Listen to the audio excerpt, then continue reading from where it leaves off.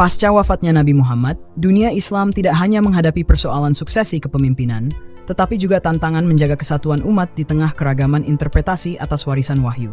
Banyaknya para sahabat yang hafal Al-Quran berguguran di Perang Yamamah mencetuskan ide untuk membukukan Al-Quran.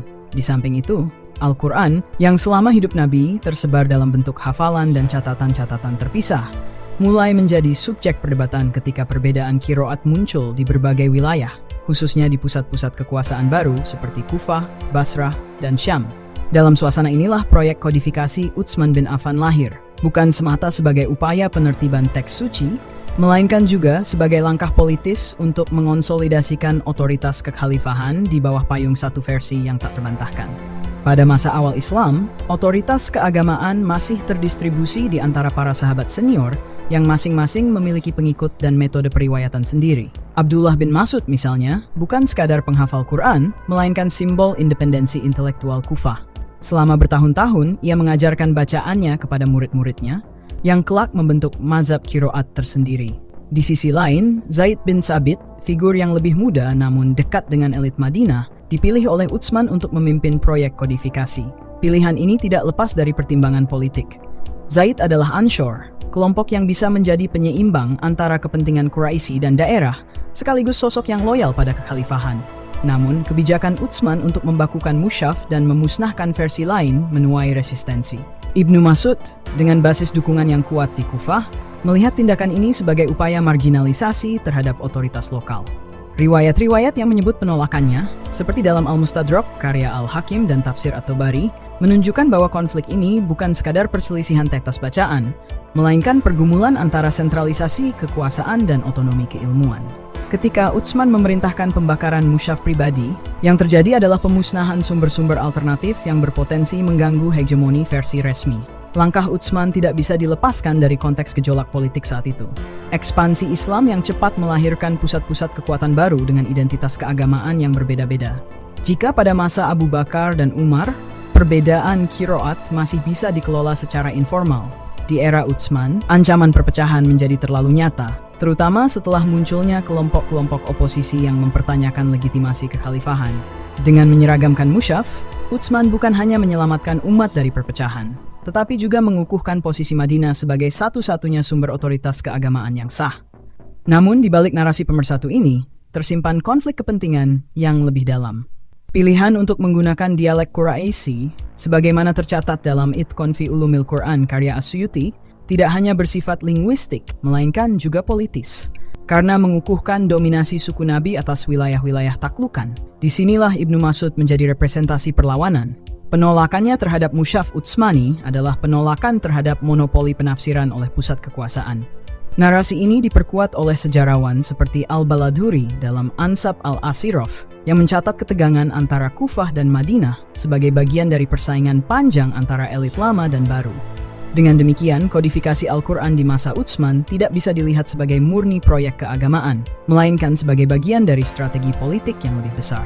Konflik antara Ibnu Mas'ud dan Zaid bin Thabit adalah episode kunci yang mengungkap bagaimana teks suci menjadi medan pertarungan antara sentralisasi dan desentralisasi, antara otoritas resmi dan independensi intelektual. Dalam narasi inilah kita menemukan akar-akar ketegangan yang kelak terus berulang dalam sejarah Islam, ketika agama dan kekuasaan saling beririsan, dan ketika kesatuan umat dibayarkan dengan pengorbanan keragaman.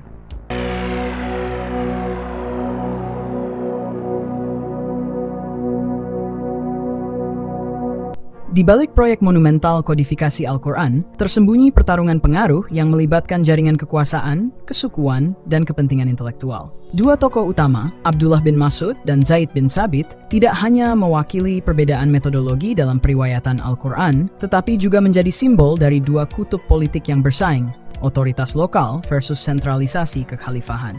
Figur yang dijuluki Sohibil Sirri An-Nabawi, pemegang rahasia Nabi, ini telah membangun basis intelektual dan politik yang solid di Kufah. Sebagai mantan guru resmi di wilayah tersebut, sebuah posisi strategis yang diberikan oleh Umar bin Khattab, Ibnu Mas'ud bukan sekadar ahli Quran, melainkan pemimpin spiritual bagi komunitas Muslim Irak yang bangga akan independensinya dari Madinah.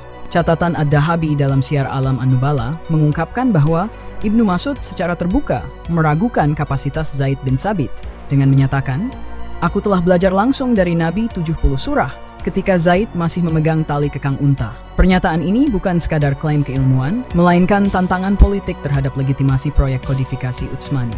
Yang lebih krusial, mushaf pribadinya, yang dipertahankan hingga akhir hayatnya, memuat beberapa varian bacaan yang secara halus mengkritik standarisasi paksa. Misalnya, dalam riwayat Ibnu Abi Dawud dalam kitab Al-Masohif, mushaf Ibnu Mas'ud surat Al-Ashr terdiri dari 4 ayat. Untuk ayat ketiganya berbunyi, Wa innahu fihi ila akhirid dahri. Sebuah detail yang mungkin terlihat kecil, tetapi cukup untuk memicu ketegangan dengan otoritas pusat. Muhammad Abdurrahman bin Muhammad Al-Tosan dalam karyanya bertajuk Tahqiq Mauqifi So'ahabi Abdullah bin Mas'ud Minal Jami Al-Utsmani merinci 5 poin utama penolakan Ibnu Mas'ud. Pertama, Ibnu Mas'ud menolak mushaf Utsmani karena khalifah tidak melibatkannya dalam tim kodifikasi dan menolak penunjukan Zaid bin Sabit sebagai ketua tim panitia. Kedua, Ibnu Mas'ud mengingkari perintah Utsman yang memaklumatkan bahwa mushaf selain mushaf Utsmani harus dibakar. Ketiga, Ibnu Mas'ud menetapkan basmalah sebagai awal surah At-Taubah pada mushaf miliknya, sementara di mushaf Utsmani basmalah tidak ada. Keempat, Ibnu Mas'ud tidak menulis surah Al-Fatihah pada mushaf miliknya. Menurut riwayat Al-Anbari yang juga dinukil Al-Qurtubi, bahwa Ibnu Mas'ud pernah ditanya alasan dibalik mengapa ia tidak menulis Al-Fatihah di mushaf miliknya. Ibnu Mas'ud menjawab, kalau aku menulisnya, aku mesti menulisnya di semua surah. Kelima, Ibnu Mas'ud tidak menganggap surat Al-Falaq dan An-Nas dan tidak memuat 2 surah itu di mushaf miliknya. Di sisi lain, Zaid bin Sabit, sang Katibul Wahyi, sekretaris wahyu, dipilih bukan karena keunggulan mutlak dalam keilmuan, melainkan karena kepentingan politik yang lebih besar. Sebagai Anshor dari suku Khazraj, posisinya netral dalam persaingan antara Muhajirin Quraisy dan elit daerah. Ibn Sa'd dalam At-Tabakat Al-Kubra mencatat bahwa Zaid secara khusus dipilih karena kepatuhannya kepada Utsman, serta kemampuannya menulis dalam dialek Quraisy, faktor kunci dalam proyek penyatuan versi resmi. Pilihan Utsman terhadap Zaid juga mengandung pesan tersirat, penegasan kembali supremasi Madinah sebagai pusat otoritas keagamaan. Dalam konteks ini, Zaid bukan sekadar editor teks, melainkan instrument of centralization. Kebijakan Utsman dalam kodifikasi Al-Quran tidak bisa dilepaskan dari krisis legitimasi yang mulai menggerogoti kekhalifahannya. At-Tabari dalam Tarikh Al-Umam wa Al-Muluk mencatat bahwa pemberontakan di Mesir dan Irak telah memaksa Utsman untuk mencari alat pemersatu dan mushaf standar menjadi solusi simbolis. Namun, langkahnya memerintahkan pembakaran mushaf sahabat lain, seperti yang tercatat dalam Al-Masohif karya Ibnu Abi Dawud, dianggap oleh banyak sejarawan sebagai tindakan represif intelektual. Ibnu Mas'ud dengan pengaruhnya di Kufah menjadi ancaman nyata bagi proyek ini. Sebuah riwayat dari Al-Baladhuri dalam Ansab al-Ashraf menyebutkan bahwa Utsman sempat mengirim pasukan untuk menyita mushaf Ibnu Mas'ud secara paksa. Sebuah langkah yang memperlihatkan betapa politisnya proses kodifikasi ini. Adapun peta kekuatan di balik layar terbagi menjadi 3 kubu. Pertama, kubu Madinah, bertujuan menciptakan monopoli penafsiran melalui standarisasi dan menggunakan dialek Quraisy sebagai alat hegemoni kultural. Kedua, kubu Kufah, mempertahankan otonomi keilmuan daerah dan menolak sentralisasi yang dianggap sebagai bentuk penyeragaman paksa. Dan yang ketiga, dimensi kesukuan, konflik terselubung antara Quraisy diwakili oleh Utsman dan non-Quraisy diwakili oleh Ibnu Mas'ud berasal dari suku Hudzail, dan peran Anshor diwakili oleh Zaid sebagai power broker yang netral.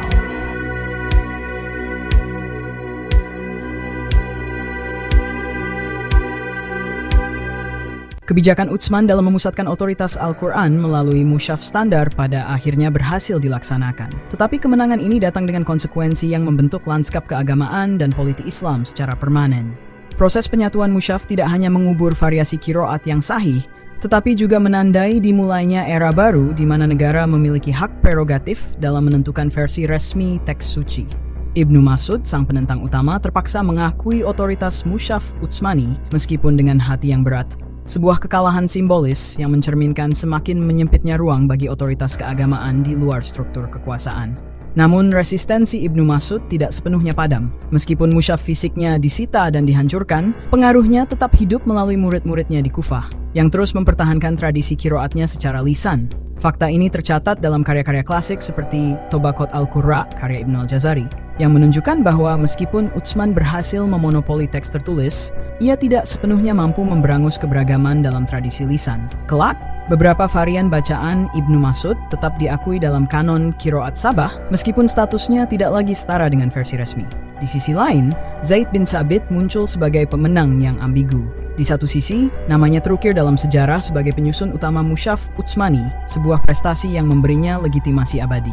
Namun di sisi lain, sebagaimana dicatat oleh Ad-Dahabi dalam Syiar Alam Al-Nubala, posisinya sebagai tangan kanan Utsman membuatnya rentan terhadap kritik dari kalangan sahabat yang merasa direndahkan. Ada ironi yang dalam di sini. Zaid, yang dipilih karena dianggap netral, justru menjadi simbol sentralisasi yang otoriter di mata banyak pihak.